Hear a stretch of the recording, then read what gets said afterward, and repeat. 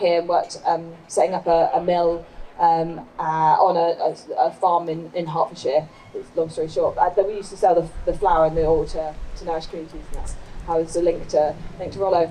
But when I came back from Stone to Blue Hill, I was pretty lost. I suppose I didn't really want to go back working in cellular agriculture, and so that's when we met. Yeah, and we bonded over Dan Barber's work, and the third plate. I'm sure lots of you are aware of that kind of idea of the farm to table movement. That was like, okay, well, it's great having like grass-fed beef, and now we use the term, I suppose, agroecological methods or regenerative, which wasn't being used as much at the time, but it was also like it's promoting kind of, we need to go beyond like, a third of your plate actually being meat, and maybe reduce the amount of meat because it's hard to even still provide that amount of meat. So people often ask us as the sustainable food story, oh, are you vegan? If you interpret food sustainability as being, fully plant-based, we do usually cook mostly plant-based, but of course then we often have done whole talks or workshops on things like byproducts and using organ meats and liver and blood as byproduct that a lot of chefs and scientists were exploring, as we still need protein and iron and B12, and obviously get protein in loads of things, which is a big part of our research and interests as well. So how did you get to sustainable food story? Just because then it would explain why you're a nerd. Oh yeah. And then so I am from rural Ireland originally, and my family were, I call them hippie foodies, and I realised, it's like, actually they were just originally the eco-gastronomes, which I suppose a lot of us probably are, and they moved out of London in the 80s because Margaret Thatcher, they were Thatcherite refugees, they called themselves, and they moved to rural Ireland to start a kind of homestead and raise their children free range, as they called it, and we were pretty free range, climbing trees, picking apples, foraging, and they were disillusioned with the food system back in the 80s, and then grew lots of organic veg. And I went to university in Scotland and realised I grew up very privileged in a little wooden cabin in the countryside, eating organic veg and picking herbs from the garden and foraging and fishing, because at my university town you go to the local shop and it was Tesco's, and everything came in plastic and the food didn't taste of anything, and I had to pay a lot of money for it. And I was like, wait a second, this isn't as good as how I grew up, and the food was delicious and nutritious, and I was studying sustainable development. So when you start to look into the environmental impacts humans, the Anthropocene that we have on the world, and you start to realise like a big amount of our carbon footprint is to do with our food system, how we grow, produce, transport food, all steps of the supply chain. I suppose it got me thinking, well, where can you have the biggest impact? And I'm not quite nerdy enough to work in aviation fuel, so I wasn't going to invent solar flight. And I thought, well, transport's a big one, but actually food systems. And I suppose there was that dream of coupling my love of cooking and growing and food systems with sustainability. And I suppose part of our talks and what we often do is trying to inspire and hope to inspire people that there is always a way to pivot if you want to. If you happen to hate your day job, there's a way to couple those passions of now everything, we realise it's all interconnected, and the convergence of, to get into food systems, but how to do it in a sustainable way. And there weren't many places to work to do that before. Yeah, and I think sustainable food story was basically a hobby for us that we loved doing, and we loved doing all the research, finding everything out, about where should you buy your tea from, or should you be vegan or organic or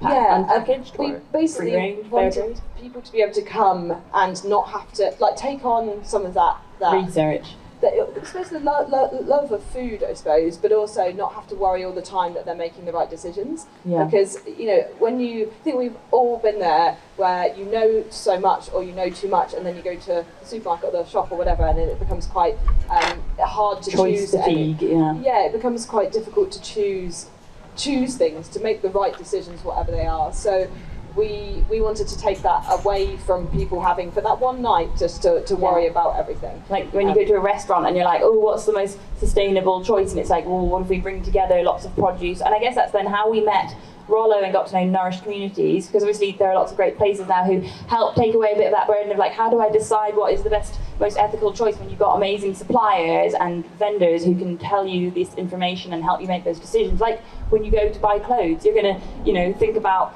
what looks good and what do I like, but also all these different factors, what's the weather, and it's like for our food, to think about where it's coming from, the impact it's having is just as important. And so I suppose we can tell two things. One is we can tell you some of the things we learned, which is probably maybe what some of you are here for. And the second one is just that I think we realised that food and sustainability can be really fun. We had a lot of fun along the way. Whether it's, I got asked on a podcast the other day what was some of the fun things you did, and I wish that they let me have a 7 hours. Yeah, to think about it. But even we did a dinner and took David Matchett, who's the head of Borough Market, or used to be the head of Borough Market, and we were doing this dinner, and it was all like proper chefs, and then there was us. And so we took him foraging at a riverbank, Meadow Sweet, and he was just sat there. And then we went and found loads of like reeds for this display, and we just came back, and he was drinking like sparkling water in this pub surrounded by like rowdy youths. We made Meadow Sweet syrup in the hotel room with like just a kettle and some sugar to dissolve it. And the Oxford Symposium on Food and Cooking, which is, there's lots of great cool events to go to around food. And there was so much fun. Like, and another one was where we talked about it yesterday, where we made a vegan lasagna for the FA Cup. The FA Cup. FIFA. Some football league during COVID wanted us to do a Green Week event. We had to do it online, and we did it outside in Side's garden with my dog. I'm not sure why she was there, but she's always there. She should be here. And so we made this vegan, lasagna and showed it to FIFA because they wanted to go more vegan. And then it fell on the floor, and the dog started eating it. And we were luckily like, here's one we made earlier, which you don't often have, but we were like, okay. So we also always plan B. There's always a way out with food. And we were just really allowed to have fun with it, because you realise that it can become really, really heavy. It's heavy. I think we learned a lot of stuff in the dinners, and sadly we can't show you some pictures and stuff, but we kind of put it in a book. And it's not as political as we would like. I think it was quite political, the first draft, and it got made very much less political. No one here from my publishers is there. When we had our first meeting, and then they're like, we just don't want it to be too political. Oh, but the food system is really fucking political. I might not notice, but again, I love Greta Thunberg, love your work, but it can be quite heavy and doom and gloom, and I suppose we try to bring a bit of hope. And what is food if not hope, love, community, connection with people, companionship, sharing bread with people, and feedback very much inspired that. If you want to save the world, you've got to throw a bigger party than the people screwing up the world. So it's always trying to have fun and food. Yeah, and writing a book was also quite difficult, because I think the publisher hated us at the end, because we were like, where does the paper come from? Where does the ink come from? Ink is made from soybeans. Yeah, ink is made from soybeans. It was hard for them and for us at points. But basically, in my ways, it's mainly plant-based. There is some meat in there. The book is also mainly plant-based. But it was like predominantly plant-based. We did quite a lot of vegan. Vaguely vegan. You could do it vegan because you're vaguely vegan, but like if there's some meat that's going to be thrown away, of course I'll use that. If someone's got your neighbours are going on holiday, they got a litre of milk, of course just use that because you don't want to waste it. So. And we did a lot of like things with different grains. We did a lot of research on like where you should buy your coffee and tea from. I went down a massive rabbit hole with that. So like in some plantations that the Rainforest Alliance have helped, in some places they haven't, and so we really went into it. But yeah, mainly it's plant-based. There's a good deal of beans. There's not enough greenery in it, we decided at the end after we saw it. But made a lot of recipes and quite a lot of greenery. And we just used a lot of offal. I got vetoed on hogget because most which is awfully good. Yeah. No one knew what hogget, and no one wanted to eat mutton. So we got chicken liver pate. Yeah. Anyone like chicken liver pate? Blood pudding. Yes. Yeah, blood pudding. There's another blood pudding in there. Lots of tarts. A good vegan tart that we did some research on. But yeah, it's a good starter, and then it goes through sort of all the things that we did in degrees, but making your own cleaner, and we had to do a lot of like handiwork, which I guess because framing that, like, because it's sustainable kitchen, and obviously we call ourselves a sustainable food story, to not be too rigid about, we're not a think tank, or we're not an NGO. We're kind of just us, and we call it like a platform, and started for interactive supper clubs. But also, there's so many different ways you can go with food and sustainability interests. And the publishers were doing a series, so they've actually got a whole series of the sustainability series that is sustainable garden, sustainable home, sustainable travel. There's now sustainable fashion, sustainable makeup, and it's quite coffee book table. And so, maybe one day the second book will be the sustainable food story with more of our stories of different food suppliers or producers, or maybe another would be a recipe book. But this is lots of kitchen hacks to help ease people into maybe the idea of it, for people who it might be new to them, the idea that you don't have to buy 17 different cleaning products, vinegar, lemon, baking soda, and both soda crystals go a long way as well. And so that was kind of where, so we did a lot of these dinners. We found out a lot of stuff. We worked with a lot of farmers. We also realised why people don't do certain things, like why don't they use the whey, and it takes about 3 million hours to boil down whey. And we went to places and picked stuff up in my car, and so we learned a lot, and we put as much as we could in a book. But we've always, as well, with Sustainable Food Story, done Sustainable Food Story as part-time and done other stuff part-time. Freelancing. Yeah, I think because we realised that everything we learned got put into Sustainable Food Story. So there was kind of our upbringing and how we got to Sustainable Food Story. There was the Sustainable Food Story sort of era, I suppose, which still pre-COVID, it was definitely easier, more natural to just be putting on events and supper clubs, and then it got harder. But then we both sort of deviated in the the Sustainable Food Story will never stop, but we kind of went to learn our own food stories in different ways. So after Sustainable Food Story COVID time, I worked as running a mill, and I worked as a farmer running market gardens for a company and selling the veg to chefs, basically. But then I worked on this farm for a while, and I don't know if any of you are farmers or have been farmers, but if you're not from a farming background, it is basically impossible to earn semi-decent money. And I was like, wow, I have quite a few degrees, and I'm still minimum wage and working, bottling oil and stuff. And I was like, this is crazy. It's not even for my own company. So decided to be brave and start my own company out of a venture, completely venture-backed accelerator called Carbon 13, which was sort of founders that were interested in sort of climate change solutions that didn't have to be in food or whatever.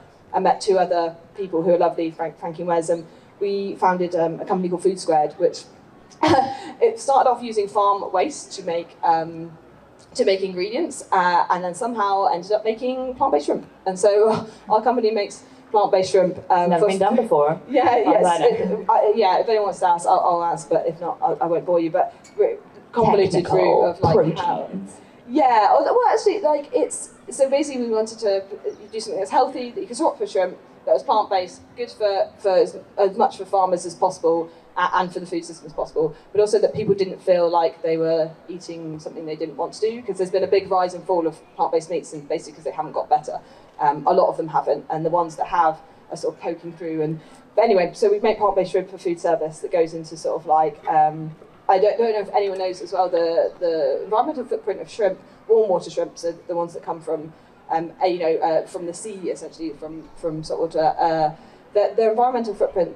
Per calorie they produce more greenhouse gases than beef. They're really terrible, and I didn't realise. And a lot get flown around the world to be shelled and then flown back to the UK. Yeah, the biggest thing is they take all the mangroves from the coast, and then they farm them there, and then they just put antibiotics in, because obviously they're all living animals, sort of thing.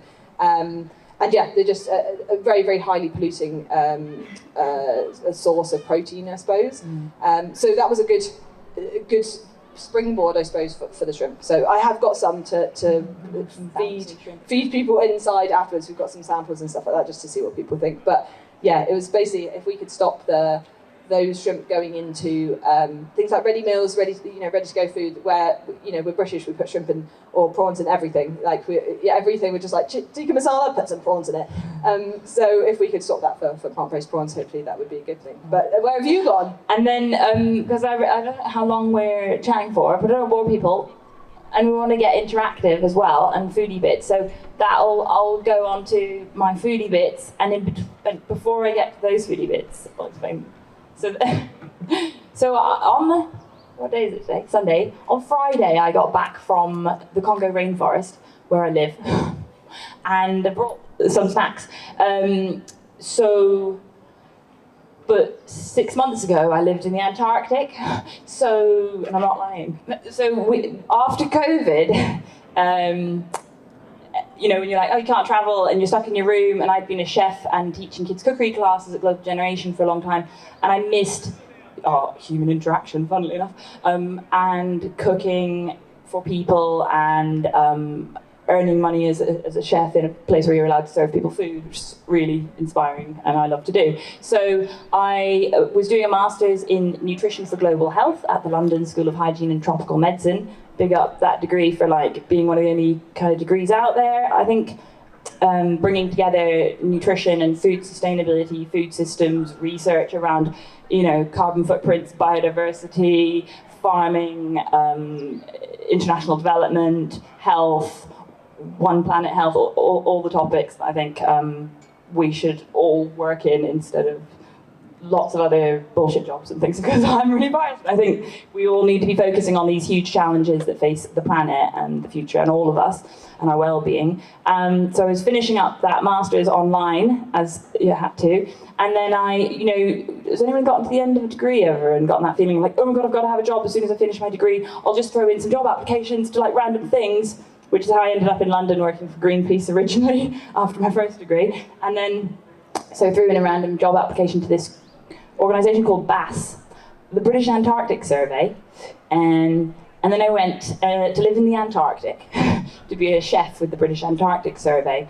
and I lived in their rather a research base, and I got to come home on the Royal Research ship Sir David Attenborough, aka Boaty McBoatface, and you know, when you're like, oh, we run this thing called the Sustainable Food Story, we had just been writing a book through COVID, and I'd been teaching lots of kids cookery classes online and pivoting the work and finishing my master's, and if you can't tell, I have ADHD, and I like to do lots and lots of things all the time, and incessantly, and have a lot of energy, so I did a lot of yoga in my room too. And so we finished the book, and then I moved to the Antarctic, and so on the maiden voyage of the RRS Sir David Attenborough, they brought down the first copy of our book. And so I signed it and left it there in the library beside all these very fancy books on glaciology and science from Cambridge and stuff. And so we technically have a copy of this book on every continent on the planet. I don't think many people can say that about their book within the first year, especially when like no one's heard of it, because it's just a little old book. And so that was an amazing experience, and people often have questions about that, so I'm happy to answer questions in a while about that. Yeah, because you were a chef there, right? I was a chef, and we cooked for 160 people every day. There were 3-4 chefs over the summer, austral summer, so the 6 months I was there, and you get to a point where you have like full daylight all day. So really fucking cool when, sorry, swearing, when it's 5 a.m. and you get up and you make 160 bread rolls for smoko, which in Australians, like, I don't know why, it's a big thing in the Antarctic as a continent. All the research bases do smoko, which is like, because you start quite early, like the construction teams, I should probably explain a bit more. There's like 160 people, 60 of whom are a construction team, building kind of big warehouses like this, because you've got a lot of kit to store, because otherwise everything gets like snow blown over it and you'll get like covered in snow, and there's a lot of visiting scientists who come through the base. So we work as the support team in the base. There's 160 through summer, and then there's like 20 to 30 just over winter, so you couldn't do a year and a half. I kind of turned that down, and I was like, oh, I don't know if I can do a year and a half, but I'll do 6 months. And then researchers come through, different glaciologists and climatologists and people, data things and LiDARs and radars, and I learned so much about it because every night they do cool talks and lectures on their research. But I guess for me, it was still working in sustainable food systems in the sense that I wasn't working in like a, I've worked in the Castle Rock Climbing Centre before, and like I always go towards vegan, vegetarian, plant-based cafes, restaurants, pop-ups, working with kids' communities, growing food. It was the absolute opposite. It's a lot of frozen food in packets, mass-produced, not the most sustainable food, cooking a lot of meat for a lot of builders and stuff, but it's still contributing to climate research. They had hobby dogs, right? They had hobby dogs in the Falkland Islands, where we got trapped in quarantine, but didn't make it to the base. But I'm in talks with the British Antarctic Survey at the moment, and NERC, Natural Environment Research Council, UKRI, around practicing what you preach and bringing this food sustainability element to the research base as well, because they're trying to go carbon net zero, as a lot of big organisations with good funding should and are.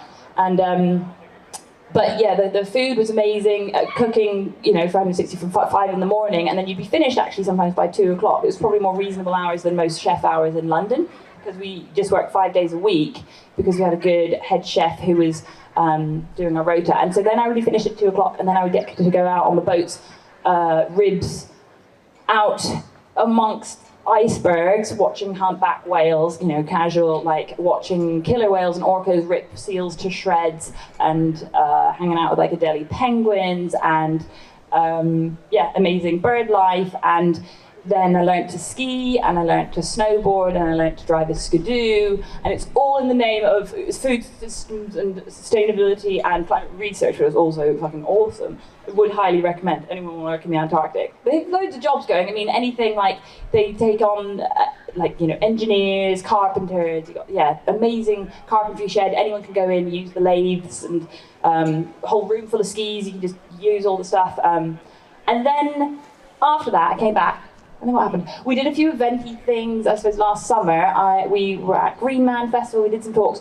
But again, running food events, we didn't have a set kitchen. We've never done the whole, want to have a restaurant or a property. Although we did do that BBC programme called My £1 Million Menu, where we claimed we wanted to have a restaurant. But who wants those kind of overheads? I was like, I can't, stress, man. So then I had applied for another job that was in the Congo rainforest. I now work in conservation, so I've kind of pivoted from being a chef, and I'm working in sustainable food systems as a camp and food systems manager, quite a logistics role, in the heart of the jungle, helping to get greater dietary diversity, more food to the staff of a conservation NGO working to protect an animal called the okapi. You might not have heard of that, but it's like a kind of like a hybrid between a giraffe and a zebra. It's got a stripy butt, but it's like giraffe family, and there are very few left in the world. It's endangered, and there are endangered chimpanzees in this part of the rainforest. But I suppose my interest in working in the Congo was, again, as an environmentalist first, and chef second, kind of environmentalist and foodie. It was always the, recognizing that we know the Amazon and under threat from animal agriculture, growing soybeans, Monsanto, the way we treat the world. And these biodiversity hotspots, how essential it is to protect these spaces. So the Congo rainforest is second biggest rainforest in the world, lungs of the world. So now I'm working there. And so I've brought some honey that is direct from the Congo, and anyone who's interested in anthropology, there's this guy called Colin Turnbull, who's some essential reading when you study anthropology. He wrote a book called The Forest People, about the Mbuti community, who are an indigenous community to the rainforest of the Congo, and they still, to this day, it's actually the season at the moment in June and July, to harvest the honey, and they will shimmy up a tree with some fire on a stick, like a bundle of sticks with smoke in it, and they will smoke the wild bees out of the tree to get the honey. And I've brought a taster of that, so it's probably quite unique and probably not like anywhere else in the world. And if we all like, unique food things like that, and there's bits of sourdough to dip in it if anyone wants to try it. The one with the black lid is pasteurized, so I've heated it. So anyone who's pregnant or whatever, if don't want to take the risk. If anyone wants to try the unpasteurized raw honey straight from the Congo rainforest, it's in the littler jar. It has got a dead bee in it. Sorry, from Africa in the Antarctic, that would not be allowed. That would be a biohazard, and from the Antarctic, to pull all the seeds out of your shoes and zips because biohazards. Because as it all melts, they're like, shit, we're going to bring invasive species, but nothing grows there. It's like rocks and ice and animals. Hopefully, there's not a bee in the prawns. If there's a bee in the prawns, please let me know. Oh yeah, protein. Yeah, we do actually eat insects out there. If anyone's got questions about that as well, we eat impose in the rainforest, and they're really tasty. Like these grubs. It's great. We're working on lots of alternative protein programs there, because a lot of bushmeat gets eaten, and we know a lot now about zoonotic disease risk, so there's lots of sustainable food projects we're working on in the rainforest around. I think also, chickens, or maybe so we don't go on for forever. But if anyone has any questions, maybe. Please, it was our whistle-stop tour of the sustainable food story. But do come, taste some honey. There's also some cacao beans. They're from shade-grown cocoa. If anyone has questions around that, it's another element of sustainable food systems in rainforests, having buffer zones so you don't do deforestation. There's a lot of palm oil threats. basically any sustainable food issue topic you might be interested in, have a go, ask us about it. We'll probably go, we know nothing about that, we're not experts in anything, but we could try, and we might have a little bit of knowledge on everything. So yeah, master, jack of all trades. Also, you can find them, I don't know until what time, but inside the market. So if you have more questions and if you want to know them better, yeah, and they're gonna be fun. But we'd love to answer questions. Yeah. If anyone has questions, and if anyone's like, that was just shit, what are you talking about? What, we thought we were going to learn something. Basically, that's our life, and that's how we do sustainable food. And we got a website, the Sustainable Food Story, google.co.uk. That's somewhere. I don't really use the internet these days. And then we have an Instagram, the Sustainable Food Story. We have a Twitter we don't really use very much. We have a Facebook. And we pop up at places like this. But if anyone has any questions?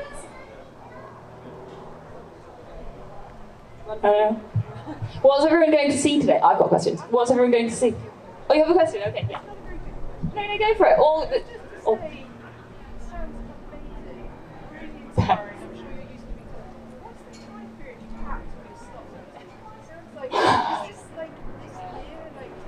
It's 4 hours. I think 2017 was 2017. when we started for Sustainable Food Story. I think also because we've worked in it basically since university, haven't we? So it's kind of like an amalgamation of quite a long time. I guess graduated uni. I was 2013. I graduated my undergrad. It was the year after you. So yeah, so I would say I've worked in sustainable food systems for over 10 years.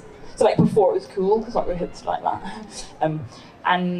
But I'm really glad it's really cool. It's great to know it's so accessible. There's so many more places. You know, like there's even whole websites now for finding jobs in sustainable food. Like anyone knows, Sustain and Routes to Work is an actual website where you can just go to find jobs on food sustainability. When we graduated uni, there was just about like a website called Environment Job where you could kind of look for jobs in environmental systems, and it was like, oh, you could be an ecologist. And I was like, I don't know if I can do that. It's also been interesting to see, like, my old boss in oil and gas now doesn't work for the same company, and he works in sustainable energy. You know, it's been interesting to see quite a few friends peel off into those things through that time as well. But thank you for that question. Yeah, I mean, I would say I've been in sustainable food for 10 years, but my parents technically, I suppose, have been in it for 33 years since I was born. I'm going back to the Congo. We're doing we're going to be on the podcast Food Matters Live. Anyone know Food Matters Live, which is cool, another burgeoning podcast on food and sustainability stuff.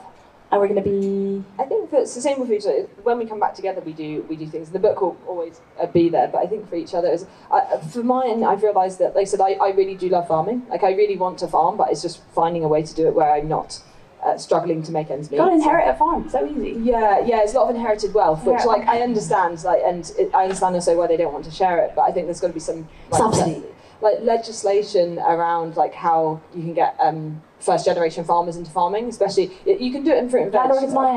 In horticulture, but basically that's there are some schemes in dairy and meat and things like that. But I'd love to still farm. But then I've been playing around with the reason we're in sustainable or alternative proteins is just because of it's hard when you work in academia and then sort of organic grassroots, and then you realise that it's trying to find the bit where you think you can make the biggest difference, or the difference that makes you feel fulfilled as well as hopefully changing something. And I think that proteins is just something, I'm a scientist by trade and I can change, so hopefully the shrimp can actually displace a load of shrimp, and if not, probably hang around there or look at it's funny, agriculture technology is a big place for investment at the moment, which I get it, but they've got very few people who've ever farmed that are helping people invest in ag tech, so I think might end up looking down that route. I don't know.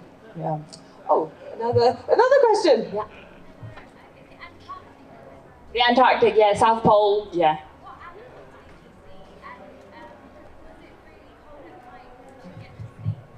I'll start with the second question. We do live in very well built base that is just like a regular building, very well insulated, and you just have heating in there, so you just sleep in nice cozy rooms. But yeah, when you go out in the field, field work, so the researchers, we actually live on like a runway. It's like an airstrip, and they have these little planes called twin otters. One of the funnest things you do is you co-pilot, so you get to go and fly a twin otter across the Antarctic, cash, and it was mega fun. And then you can go then you camp in the field, and then you have to have a hell of a lot of layers, and they have these sleeping bags that are, it's like 2 kilos weight worth of down feathers, and they're like 800 pounds basically. Not telling you how the UK spends their budget, but that's how they spend their budget.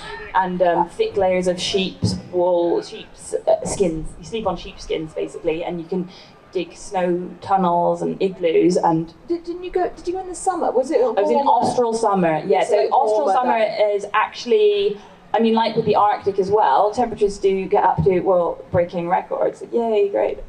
The hottest temperature recorded in the Antarctic was recorded the year before I was there, and it was like 22 degrees, which is sad and pathetic and annoying. And glaciers are all melting, and that's why sea level is rising and stuff. More an issue Greenland, you know, on the ones on land.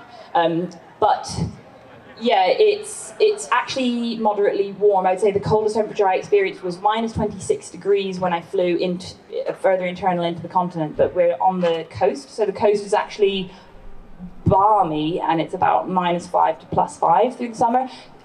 It's also, so the British Antarctic Survey are the ones who discovered the hole in the ozone layer with the research they do down there in like the 80s.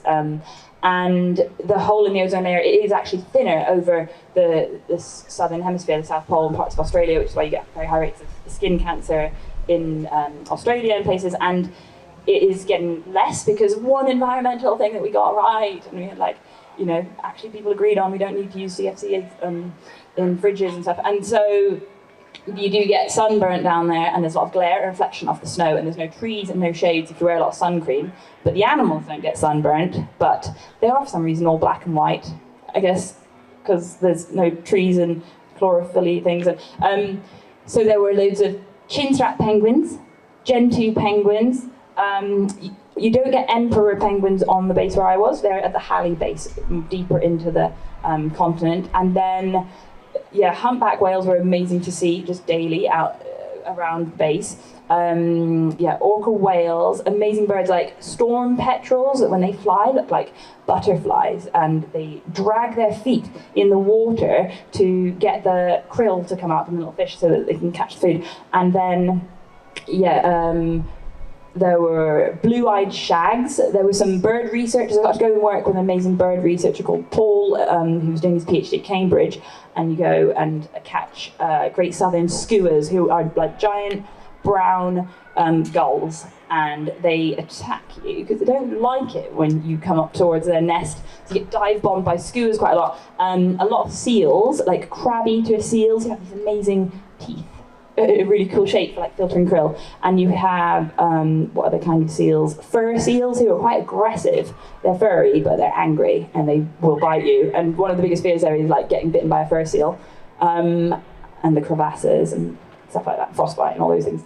But the wildlife is amazing, like mind-blowing. It was like living in an episode of Frozen Planet / Blue Planet, and you wake up in the morning, look out the window, and it's like, oh, there's some seals outside. And then it was very bizarre to a month later be then living in an episode of Green Planet in Congo Rainforest. Basically, I was very inspired by David Attenborough, and I was like, hey, dude, I'm going to do that. So, but I'm going to make food while I do it. So, yeah. Any other questions? Sorry.